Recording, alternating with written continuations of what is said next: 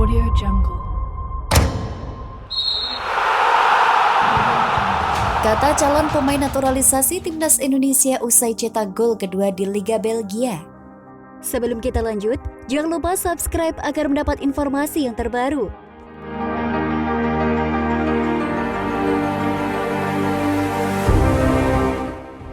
Inilah respon Sandy Walsh usai mencetak gol lagi untuk siap di Liga Belgia saat menghadapi Konkriks. Calon bek naturalisasi Timnas Indonesia, Sandy Walsh menjadi bintang dalam kemenangan klubnya musim ini. Sandy Walsh berhasil memaksimalkan satu gol ketika KV Mechelen menang telak 4-1 atas Kortrijk dalam lanjutan laga Liga Belgia di Stadion Guldensporen Sabtu 10 September 2022. Pada laga tersebut, Sandy Walsh tampil sebagai starter sebagai bek kanan dalam pola 4-2-3-1. Calon pemain naturalisasi Timnas Indonesia itu menunjukkan performa yang apik di posisi tersebut. Sandy Walsh bahkan berhasil membuka pembuka ke gawang Kortrijk. Pemain berdarah Belanda itu membobol gawang tuan rumah sekaligus membawakan Mechelen unggul 1-0 pada menit ke-38. Gol yang dicetak oleh Sandy Walsh berawal dari situasi serangan cepat di sisi kiri yang membuat Rob Schoofs bebas. Sepakannya sempat ditepis penjaga gawang lawan, namun bola muntah langsung disambar Sandy Walsh jadi gol pembuka skor bagi KV Mechelen pada malam itu.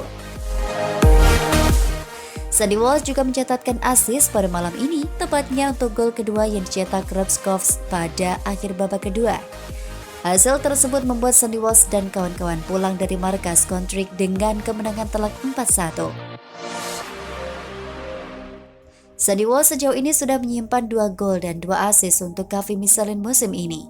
Catatan tersebut terhitung impresif mengingat posisinya sebagai seorang bek kanan. Catatan ini semakin memantapkan posisi Sandy Walsh sebagai calon pilihan dalam skuad Timnas Indonesia pada FIFA Matchday bulan ini. Meski demikian, pelatih Timnas Sintayong masih belum mengumumkan akhir Indonesia untuk hari pertandingan FIFA nanti. Pada bulan September 2022, Timnas Indonesia bakal menghadapi 2 kali dengan Kroasia.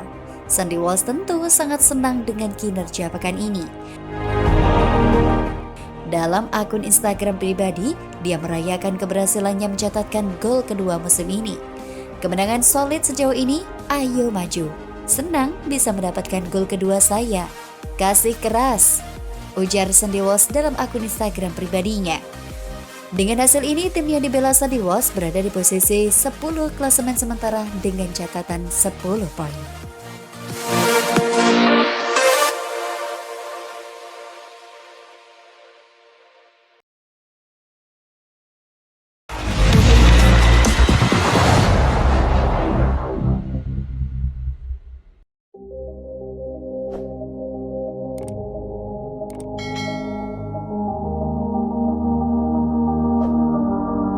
Penyebab kekalahan Bajul Ijo dan modal bagus lawan mendatang.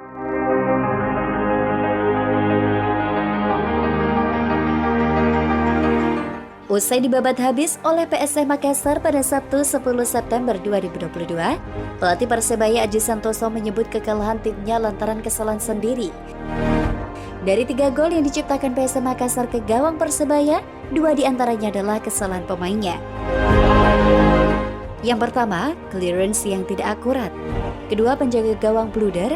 Yang ketiga, saya nggak bisa ngomong karena memang handball, ungkap Aji Santoso. Terlepas dari itu, pertandingan tadi sebenarnya berjalan cukup seru.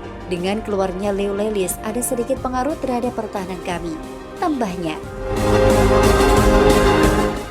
Pelatih berlisensi AFC Pro itu juga memuji pemain PSM Makassar yang di laga ini bermain bagus meskipun bermain tanpa 2 pemain asingnya, William Pluim dan Everton, karena pemulihan dari cedera. Sudah saya sampaikan di awal, meskipun tidak ada Pluim dan Everton, PSM tampil bagus. Tapi memang gol-gol yang terjadi itu kesalahan pemain kami sendiri, jelasnya. Tidak hanya pemain asing, Aji menilai bahwa sejatinya baik PSM dan Persebaya di laga ini memiliki kesamaan. Sama-sama banyak dihuni pemain muda. Ada yang membedakan dari Persebaya, ada beberapa pemain yang memang belum pernah merasakan Liga 1. Bahkan Liga 2, ini masih perlu jam terbang, jelas Aji Santoso. Tapi saya sangat yakin tim ini cukup prospek. hanya menunggu pengalaman setiap pemain, pungkasnya. Pasukan Aji Santoso ditundukkan dengan skor 3-0 tanpa balas. Hasil ini membuat Persebaya gagal untuk memutuskan catatan tak terkalahkan PSM Makassar musim ini. Selain itu, posisi Bajul Ijo makin sulit di klasemen sementara.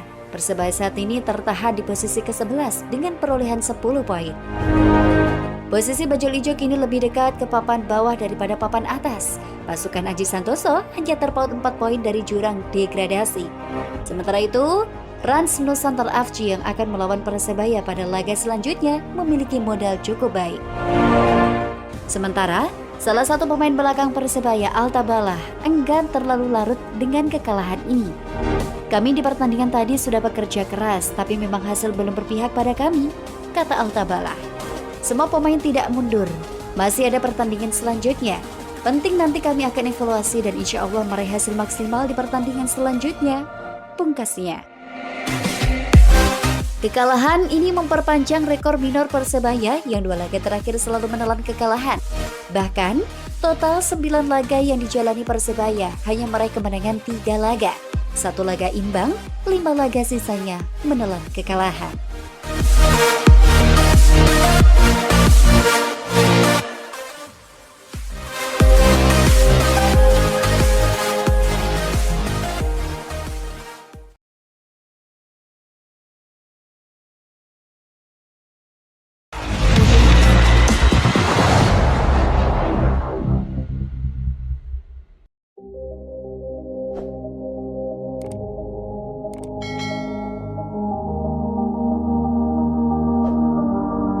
Hasil skor akhir PSM Makassar versus Persebaya Surabaya, catatan buruk Bajul Ijo makin panjang.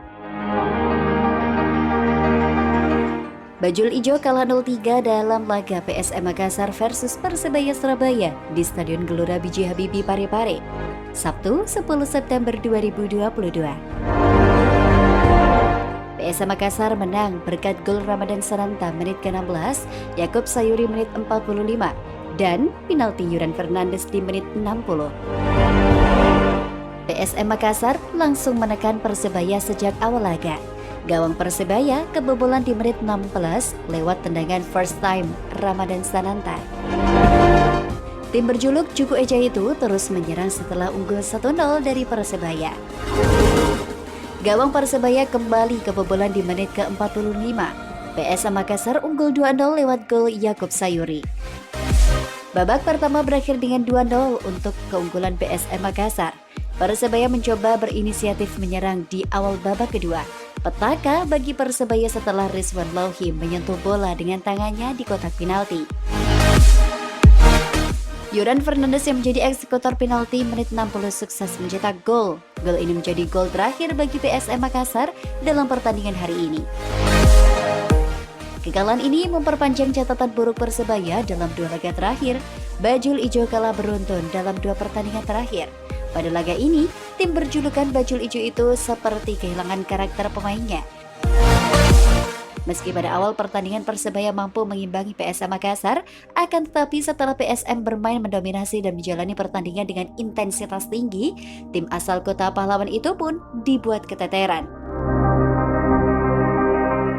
Sehingga mereka bermain di bawah tekanan hingga akhir laga.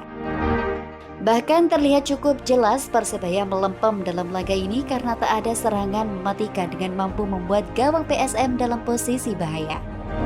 Dengan hasil ini, Aji Santoso tentu saja menyayangkan, tetapi ia harus mengakui kualitas permainan PSM Makassar. PSM Makassar meneruskan tren tak terkalahkan musim ini, sementara Persebaya menelan kekalahan beruntun dari 2 laga terakhir. Hasil skor PSM versus Persebaya berakhir 3-0 untuk keunggulan tim tuan rumah.